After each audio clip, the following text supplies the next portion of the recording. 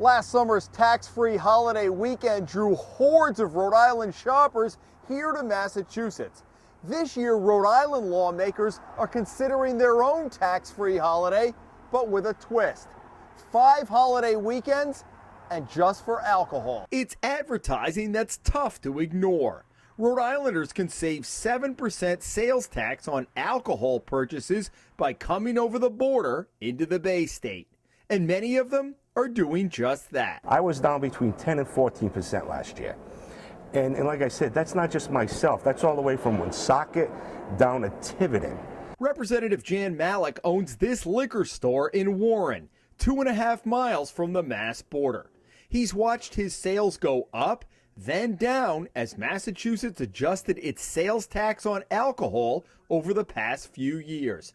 Bay State lawmakers put a 6.25% tax on alcohol several years ago when it raised the state's sales tax, then had second thoughts, even though the state pulled in more than $100 million in revenue. I guess they heard from the local liquor stores on the New Hampshire border how bad business was for them when they instituted that new tax, because New Hampshire doesn't have any tax on alcohol. So Massachusetts eliminated the tax on alcohol purchased in package stores. What's happening to our border stores that live on the border of Massachusetts, and there are quite a few of them, I'm told they're down anywhere from 10 to 30% when Massachusetts went to zero taxes on alcohol. Rhode Island Senator William Walaska last month submitted a bill at the request of a liquor store owner and lobbyist that would create tax-free sales periods of a week to 10 days surrounding 5 major holidays: Memorial Day, July 4th, Labor Day, Thanksgiving, and Christmas. It would apply to package store sales only and not bars or restaurants. So this legislation is just an attempt to put them on an even keel somewhat, at least on some various holidays where there's some significant alcohol sales, so they can recoup some of that revenue. Have you ever seen a bill like this before? Never. The bill has caught the attention of Mothers Against Drunk Driving's executive director, Gabrielle Abadi, who says Rhode Island has already had 10 driving fatalities this year. She said the organization is not anti-alcohol per se or anti-business, but she questions making the sales of alcohol more attractive around periods when people tend to drink more anyway. We're unique. I guarantee you we're unique. But is this the trend across the country? So will we have more data to look at? There's no other state that's looking to do this, specific to those holidays, the way this bill is written, which in itself is a little bit scary because it's like we already have one of the highest incidences of drunk driving fatalities and serious injuries across the country. Representative Malik had no role in the proposed legislation and didn't know about the bill until we brought it to his attention. I mean, a bill like this, I just see it as putting a Band-Aid on a problem. That's myself. I mean, it's nice to see that we're going to be competitive for those 5 holidays, but how about the rest of the year? I'm not just in business for those holidays. I'm in business for the whole year.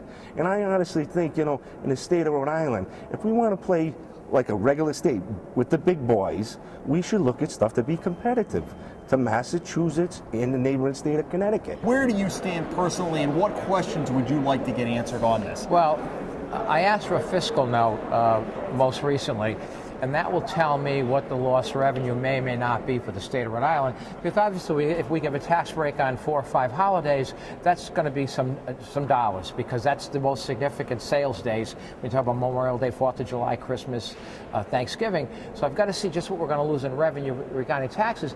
But of course, the other side of the same coin is we're going to bring in revenue. So the 10 and 30% worth of sales that normally wouldn't take place in Rhode Island will take place in Rhode Island. And so liquor stores make some money and they pay taxes on profits. So it's two sides of the same coin. Abadi says it's all about the statistics. I remember when people came and said, can we do Sunday sales? And they were really surprised that our organization didn't come up screaming and yelling and saying, oh my God, how can you do that on Sundays? Well, we did it because the research in the state showed that our alcohol traffic fatalities in the other states had not increased. When those states had taken on Sunday sales, those deaths and serious injuries had not increased because of Sunday sales. We're equating increased consumption levels at a time when we know that there are increased incidents of drunk driving. That's what we're concerned about. Malik says it's just not alcohol, but lower taxes on gasoline in Massachusetts as well that are hurting Rhode Island businesses near the border. It all comes down to paying taxes to the government. If people can find a way not to pay them, they're not going to pay them.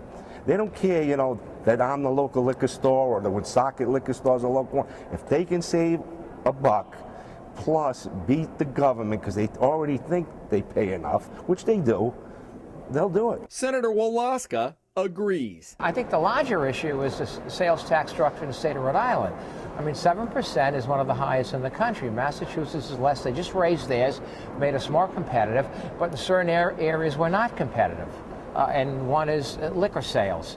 Which do you think would bring in more customers? If you said we're cutting our prices 10% on everything, or if they said you can get the alcohol tax free? Alcohol tax free. I mean, it's a no-brainer. Malik also wears another hat in this debate. He's on the House Finance Committee, charged with closing the state's seemingly perpetual budget gap. Any tax-free holiday, he says, forces some other tough decisions at the General Assembly. Over the years of being on finance, when we take money out of that pot, we usually have to find a way to put some money in. And where it's going to come from, I have no idea. Jim Hummel for the Hummel Report.